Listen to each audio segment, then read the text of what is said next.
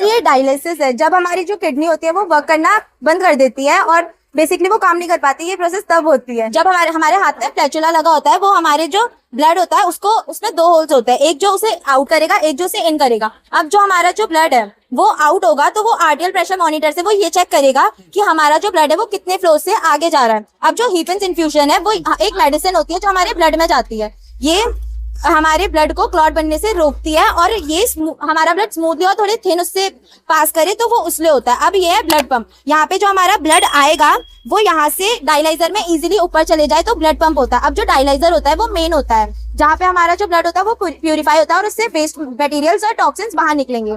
जो fresh dialysing solution होगा वो हमारे ब्लड में जाएगा, उससे वेस्ट मटेरियल और टॉक्सिन्स बाहर निकाल के यूज डायलाइजिंग सॉल्यूशन में जाएगा। अब जितना भी हमारा जो वो वेस्ट ब्लड होता है वो साफ हो जाता है, उससे वेस्ट मटेरियल जैसे बाहर चले जाते हैं तो वो वापस से इन जाने के लिए जो हमारा वेनस प्रेशर मॉनिटर है वो ये देखता है कि वो कितने प्रेशर में वो अंदर जा रहा है। अब जो एयर ट्रैप है वो ये देखता है कि हमारा जो ब्लड है वो अपने साथ साथ किसी एयर पार्टिकल्स को अपनी किसी पेशेंट की बॉडी में ना डाले। अगर ये डालते हैं तो इस वजह से जो हमारा पेशेंट होता है उसको बहुत सारी प्रॉब्लम्स हो सकती है, जैसे कि उसे चक्कर आ सकते हैं, उसका दम घुट सकता है, उसके चेस्ट में पेन होगा, उसका बीपी लो हो सकता है, और भी बहुत सारी चीजें होती हैं।